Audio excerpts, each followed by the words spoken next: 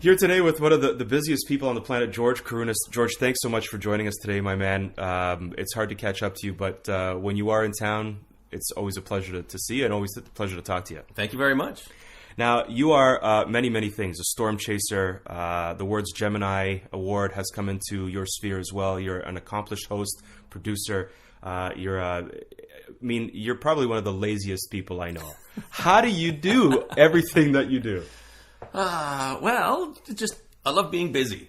I really do. And I don't even know how to describe myself. When I describe myself to people, I tell them I am an explorer, adventurer, storm chaser, television personality. Right. That's your elevator pitch, that 10 seconds. Yeah, exactly. And so I love to travel. I love to experience nature and the extremes of nature. That's my specialty. Mm-hmm. And it all stems from a simple idea that I had years ago. And that was that I literally made this decision that the purpose of my life, I decided on what the meaning of life should be for me. And it was to travel the world, exploring and documenting the most extreme places, mm-hmm. and then sharing what I've found with as many people as possible, any way I could. And by following that general sort of philosophy since about the late 90s, it has steered me away from my previous career as an audio engineer and dumped me full steam into the world of being an adventurer, sort of like, and I hate to say it, it's so cliche, modern day Indiana Jones. Right. People have called me that. Right. The Toronto Star called me that. I'm not going to call you that. Okay, good. That's good. Because I think you've heard Indiana Jones so many times that I feel like it kind of takes away from George Kourounis. You're George Kourounis. Yes. Yeah, I'm not an archaeologist. Right. But you're not Indiana Jones. You have your own style. Yeah, absolutely. Right? Absolutely. But can you pinpoint that moment where you took control and you said, this is what I want to do with my life? Because people seek therapy for that. Yeah. They seek guidance for that. They go back to school for that. They refinance their mortgages for that. Right. So can you pinpoint that moment where you said no? The easy answer to that question is no. Right. What's the hard answer? The hard answer for that is it elevated slowly over years. I did my first tornado chase in 1998. I went back in 99, started chasing on my own in the year 2000 and such, and just kept doing a little bit more every single year. And I started to modify my work schedule to match up with my storm chasing schedule. Okay. So I would negotiate extra time off, like an extra month unpaid. Wow. In May, so that I could chase tornadoes for a month. They were happy to not pay you, and you were happy to go get it. And what they would do, yeah, exactly. And what they would do is actually take that 11 months worth of pay and spread it out amongst 12 months so that I still had a check coming in even when I was going away to storm chase. So they were really supportive, my early employers, of my storm chasing. And it didn't take long to start developing this reputation. So whenever the weather got bad, I'd start getting phone calls from different news agencies and Discovery Channel and such. So I would appear on these documentaries and go live on CNN or CTV or CBC or all these different news agencies, and just kept doing a little more and a little more. Started chasing hurricanes in 2003. Mm-hmm. Hurricane Isabel was my first hurricane.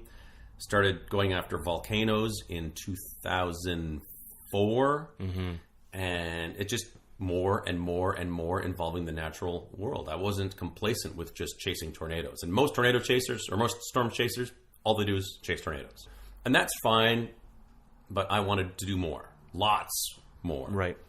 And it just eventually got to the point where I had enough of a reputation where I landed my own TV show. That's incredible because, like I said, there's a lot of people that go through it. But let me put it to you this way. When there was a storm coming, your employers, would they say, okay, George has to take the next couple of days off. He's got to do interviews for CNN. They would ask me, why are you still here? Right. They would see on the news a hurricane brewing in the Atlantic, and they'd say, okay, you're not going to be around next week, right? And they were really good with me giving them only a couple of days' notice. Wow. Saying, I have to go to Florida, or I have to go to Texas, or wherever, to go chase this hurricane. And I would bank all my overtime. I worked like a dog. Right. Work ethic has never been an issue. I've always had a really strong work ethic. And so I would work a lot of overtime, but instead of getting paid the money, I would take it in time and a half. Right. Yeah. Right. So for me, money and time are completely interchangeable. As a matter of fact, time is worth more than money because you can always make more money. You cannot make more time. Yeah. Whether you're Bill Gates or you or me, we only have 24 hours in a day. That's it. It's equal. So to me, time is worth more than money, so I would negotiate for more time, forego some of the money, and just let it all sort itself out.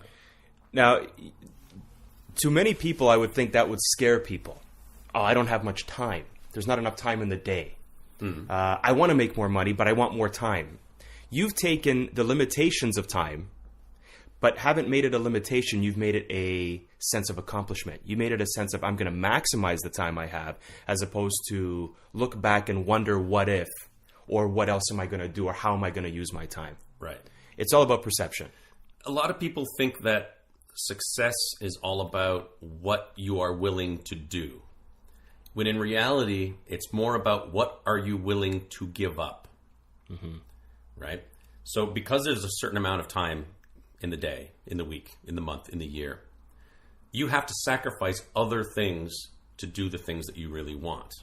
Right? And I'm no exception to that. Right? So it's hard to live a well-rounded life when you're so obsessed about doing a certain thing. And in my case, it's exploration and adventure in the natural world. But I don't have kids. Right? There's certain things I don't have a gigantic house outside of town or whatever. I've got a small, modest house. I'm certainly not the most wealthy man in the world, that's for sure.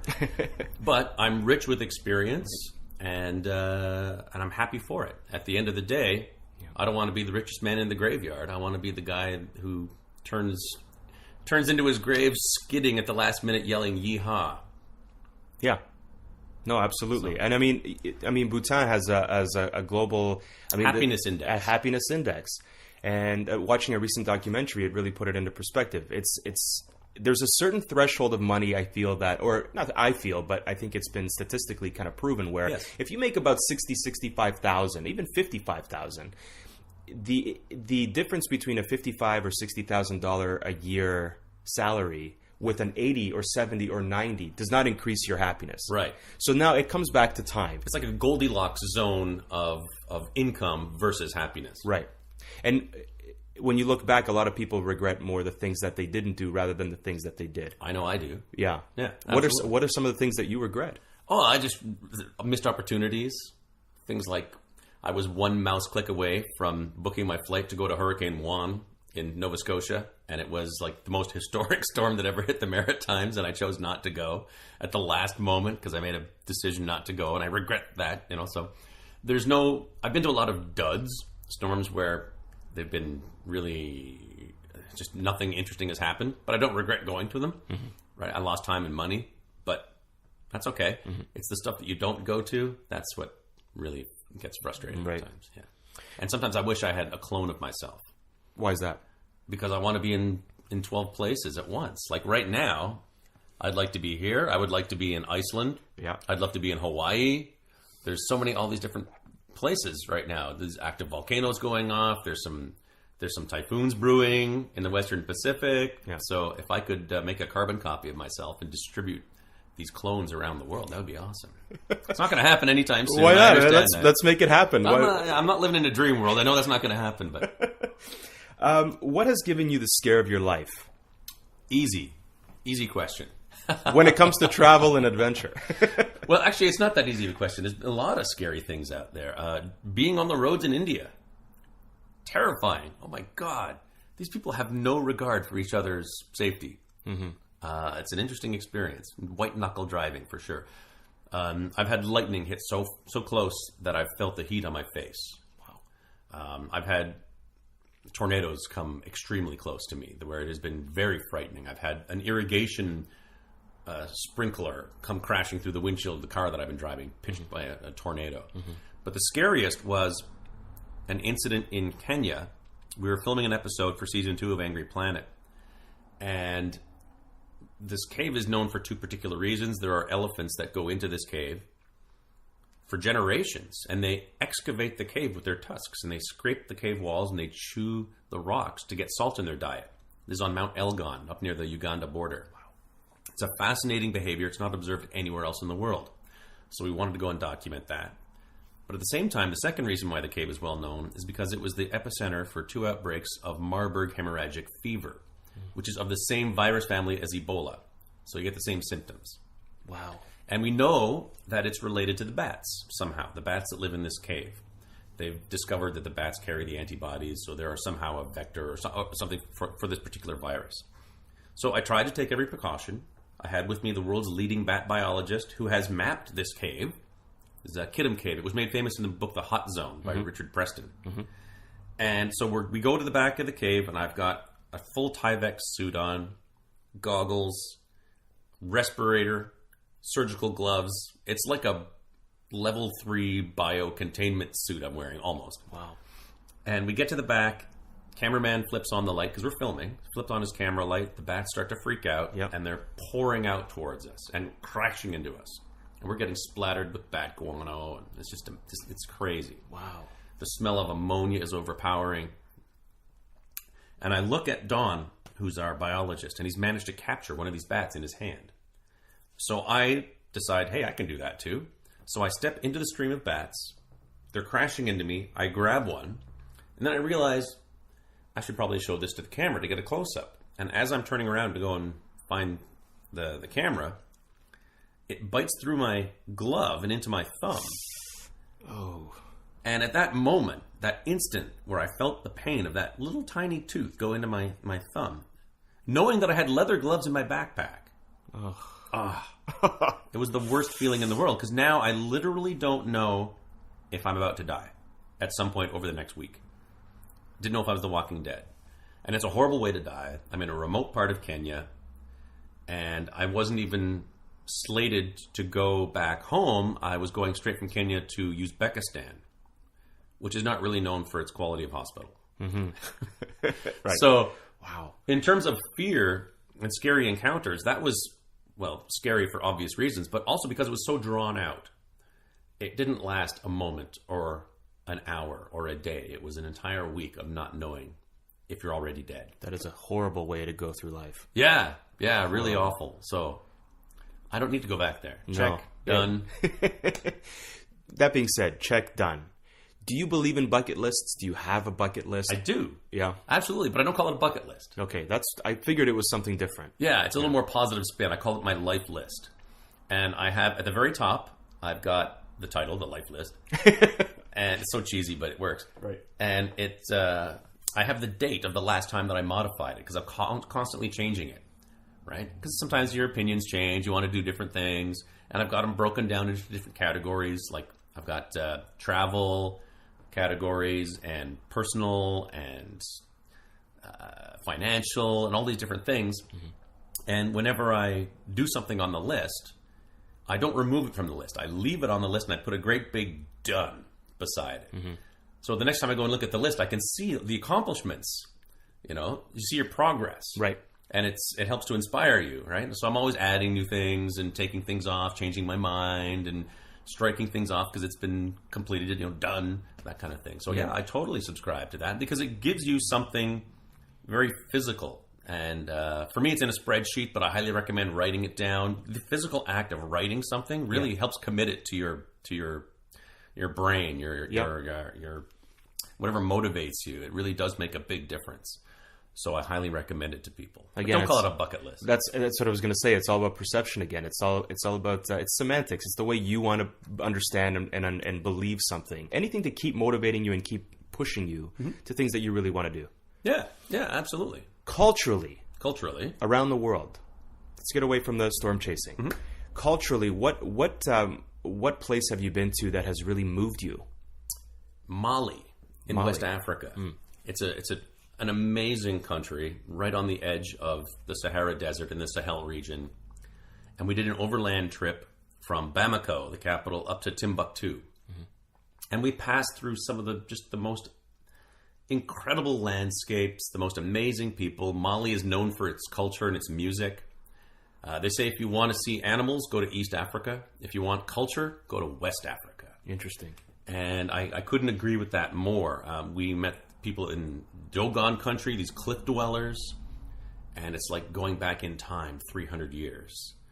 and the children are singing, and it's just so basic, but they're happy people, and the town of Gemini is remarkable. It has the world's largest mud structure. It's a mosque that's made out of mud, and they have to patch this thing every year. And we actually helped. We actually were up on top and just helping them patch the roof with this new mud and stuff like that. So it was just a tremendous experience. Great people, very warm, and just culturally, it's stuck in my mind. India also is a place with just a wide variety of cultures. There's so many different languages and religious sects, and it's a cultural smorgasbord over there. And I've been to India 3 times now, but I would love to go back and visit some different regions that I haven't been to. I haven't been to the south. I haven't been to Himalaya part. I haven't been to Rajasthan. So there's still so much to explore there. And culturally, it's so diverse.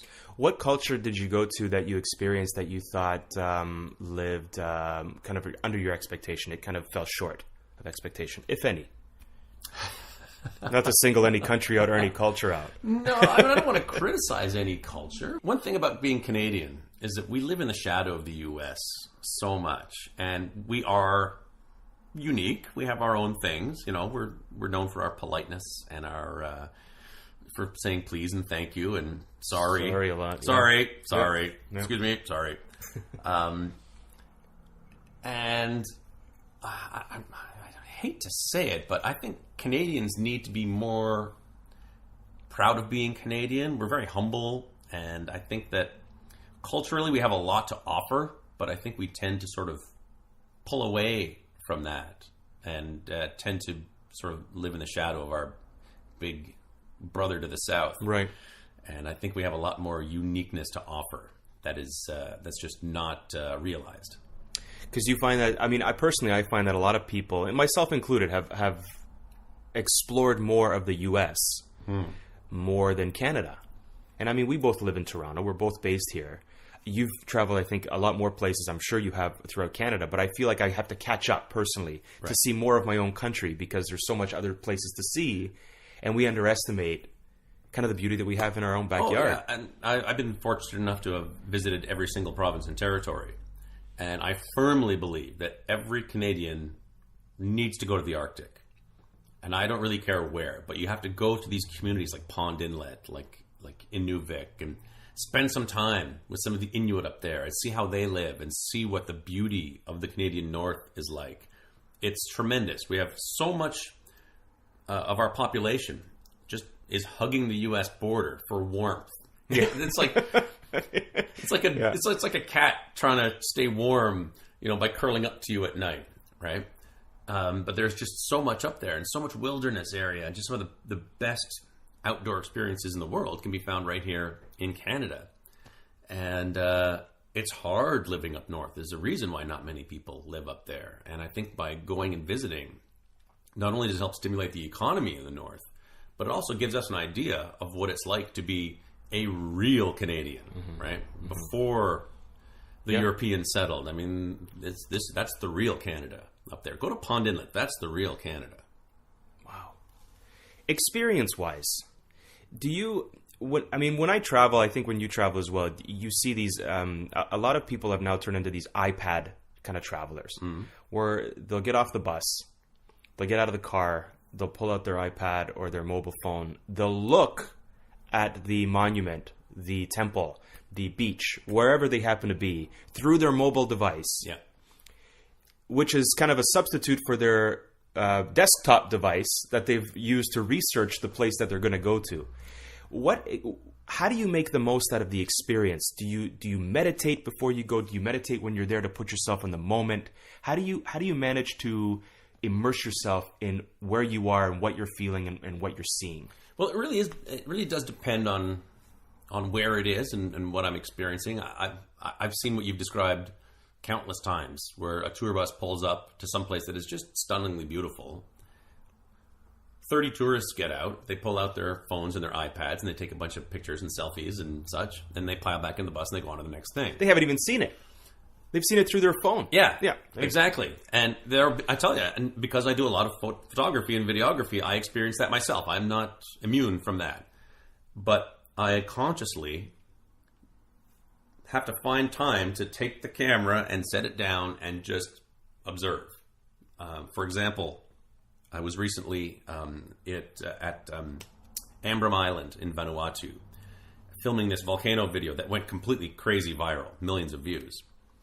And there were so many instances where I was just standing there, just looking at this boiling lake of lava, 1,200 feet down inside this crater, and climbing down to get to it, that there were times when actually it was inconvenient for me to get my camera because I'm rappelling down and the camera's in the pack and in my backpack, and it's just, I wanted to get the shot, but at the same time, you know, I'll just sit there and watch it and appreciate it and just enjoy the smell, the sound, the feeling the heat, and just enjoying the moment. I spend way too much time looking through a viewfinder, and I think a lot of the world does.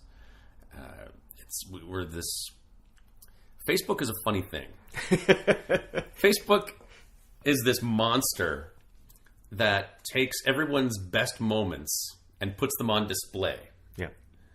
And everyone is comparing their everyday life to everyone else's best moments that they put up on Facebook. Yeah. Which can be, I mean, it's fun, but at the same time, it can be completely demoralizing because you look and you see, oh my God, this person's doing this and that person's doing that, and I'm just sitting here at home doing whatever, watching TV. So watching their vacation. And I mean, no one is more guilty of that than me because I do it on an international level with television and such, right? So, I mean, I sometimes feel kind of guilty about that. But at the same time, I want to show people all these really cool places. Right. And that most people are never going to be able to get to go to. Right. So it's I struggle with that sometimes. So social media is a great way to illustrate the experience, the culture, the travel, the personal satisfaction, the personal tribulations that you go through. But at the same time, there's a perception, again, that, well, what's he doing? I don't want to watch this. I'm already down about myself. I want to go to these places. I can't do it. Well, it all depends on... But that's not your fault. No, absolutely. And I understand that. It's not your fault, George. It's not my fault because you have the choice. You have the choice to be inspired or demoralized, right? Like, life is not so much about what happens to you. It's more about how you handle what happens to you, right? You can have a terrible situation and have a good attitude about it, and you'll be much happier than someone who's in a great situation with a bad attitude, right? So I'm all about taking personal responsibility and especially for your own happiness. Right. If it's going to make you happy. Nobody is going to make you happy except for you. Of all the titles and the accolades. Yes. What are you most proud of? Explorer. I really love the title of Explorer, being a member of the Explorers Club, and just having the ability to go out and go to places where very few people have ever been or no people have ever been, doing things that maybe have never been done before. That aspect of what I do is really appealing to me. I love reading classic tales of explorers like, oh my God, there's so many. Shackleton and Teddy Roosevelt in the Amazon, and just all these different explorers who were doing things, going places, not knowing what was going to happen to them, not knowing if they're going to make it home, pushing the envelope, and really making a difference. Of course, there are no new continents to discover, right? But there's still plenty to explore. There's 7 billion people on this planet, over 7 billion people. And 3 weeks ago, I was in a place where no human had ever set foot. And there's still lots of those places. The deep seas, space, caves. There's still lots of places on Earth where Google satellites cannot get to. Yeah, and that's exciting to me. How do you deal with those people that say maybe those places shouldn't be explored? Maybe there should be some untapped places on the planet that we shouldn't go to because either it's going to introduce an influx of people that wouldn't have gone before. It's going to ruin the ecosystem. It's going to ruin the culture. It's going to maybe influence things in the local population that shouldn't be influenced by exterior forces. What do you say to that? Well, there's a difference between exploration and development. Okay. It's one thing to go to a place that's very remote and leave no trace or minimal trace, going in, document the place, and then leave. Like, for example, this cave in Madagascar that we recently discovered. It's in a place that is very tightly controlled. Tourists cannot go there. It's a strict nature reserve. But we were granted special permission to go there on a scientific expedition. So there's a tremendous value in learning about these places and sharing the information. But right now, there's no chance of someone going there to spoil the place because it is protected. Right.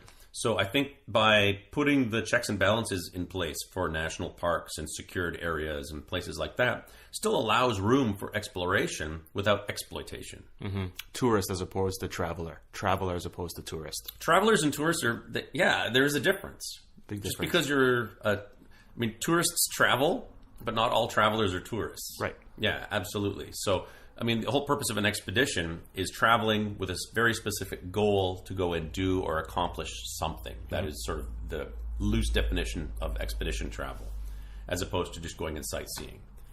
And I do my fair share of both, absolutely. I spent 3 weeks in Peru not that long ago, just doing sightseeing, and it was fantastic. I loved it. It was relaxing. It was a relaxing trip. It wasn't really relaxing. I wouldn't say relaxing. It was 3 weeks of non-stop, just up early every morning and stay up late every night. And we were working hard because we were doing photos and video for a travel company. Mm-hmm. So it wasn't exactly relaxing, but it was great. It was definitely not something that I kind of do regularly. It was like luxury travel, which is way outside of my normal experience. Hit the ground running, but different. Yeah, it was it was nice because we were busy in really nice places. Right. And Peru is such a beautiful country, so and it's heavily filled with tourists. Yeah, a lot of people go to Peru for a reason. It's beautiful, and I enjoyed that. It was different for me. Space travel. Yes. Are you on the list? I'm not on any specific list. I've done some space flight training. Okay. I've done zero gravity flight, which was fantastic until I started throwing up my lunch, which happens. Yeah. I've been spun up in 2 different centrifuges, up to 6 Gs maximum. Wow. I've done a full simulation of what it will be like to fly in Richard Branson's Spaceship Two to go into suborbital, and then re-entry back in. I did that in a centrifuge in Philadelphia. So I know what that whole experience is going to feel like for the people that go up, and it's going to be amazing. I've got a friend right now that I went to Ethiopia with in 2005 on a volcano expedition who is currently on board the International Space Station, Alexander Gerst, who's up there. He's a geophysicist, and he is up there for the European Space Agency. And I've got another friend who trained in Russia to be one of the space tourists. He spent millions of dollars in training to go up, but lost his chance when the space shuttle stopped flying. Mm-hmm. So I've got lots of links with space and astronauts and the whole background there, but I would love to do it. I just don't know when that's going to happen. Yeah, but I'm sure it's itching at you, man. Well, it's going to take years before it becomes a little more mainstream. Not that I'm interested in it when it's mainstream.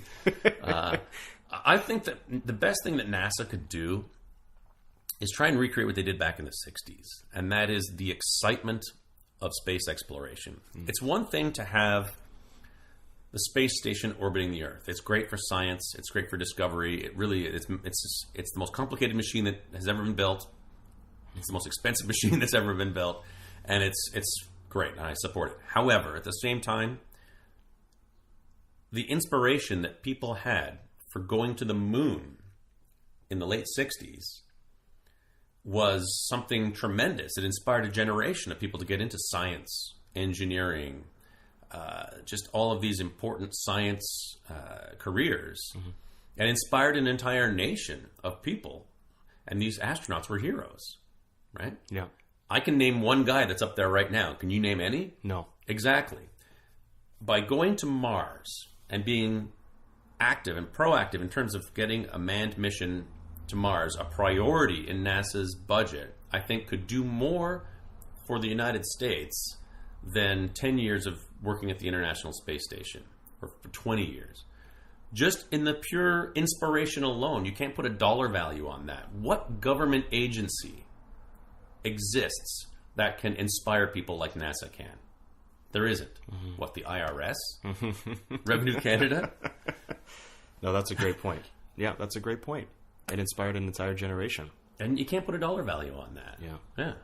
It would absolutely revolutionize so many aspects of technology, materials construction, propulsion systems, and they're working on these things, but NASA's got such a tiny budget compared to what it could be. And if you look at, I'm trying to remember the statistics, if you were to take a dollar bill and make that 100% of the government's budget for a year, the NASA portion wouldn't even hit the ink on the edge of a dollar bill. Wow. So there's a lot of money that can be moved around. To double NASA's budget would inspire an infinitesimal in terms of the grand scheme of the U.S. government's budget, and would inspire a generation. Yeah. But I'm not in charge, so who am I to say? You're in charge of you. You're I'm in charge of me, but I'm not in charge of NASA. And you're in charge of your travels. 5 years from now, George. Yep. Where are you? That's a good question. I never imagined I would be doing what I'm doing now, so it's hard to imagine 5 years from now I'll be 49. Get out of here, 49. You're 26. Yeah, okay. Sure. It's an audio podcast. You're 26. Okay. 26. Yeah, that's it. Hopefully doing more of what I'm doing now. I don't want to change what I'm doing. I love what I'm doing. I just want to keep doing more of it. Exploring, going to places where I haven't been before. One of my goals is to visit 100 countries. So hopefully 5 years from now, I'll be getting pretty close to realizing that goal. I'm up to about 50 now. So amazing. Working hard on that. And just doing more television, more working with people like Discovery Channel and National Geographic and Pivot TV and Weather Network. And I love working in the medium of video, whether it's online or whether it's for networks. I want to continue doing that and just bigger, better, more. Yeah. I look at my map that's above my office desk, and it's filled with pins of all the places I've been. And anywhere where there isn't a pin is the place I want to go to next. Last question. Travel mantra. Travel mantra. Do you have one? Have a good time all the time. Period. And I tell people when I'm guiding the tornado chasing tours, right on day one when we're doing our orientations, we have a good time all the time. Even when things are going sour, we find a way to turn things around and just... You know, if something's going bad, yeah, you can laugh about it later, but why do that when you can laugh about it now? Yep. Don't take yourself too seriously and have a good time all the time. George, wisest words. I couldn't have said it better myself. Thank you so much for joining us today, George, and continued success to you and safe travels. Thank you. And we look forward to getting some more updates from your travels around the world. Thank you so much. Awesome. Thank you.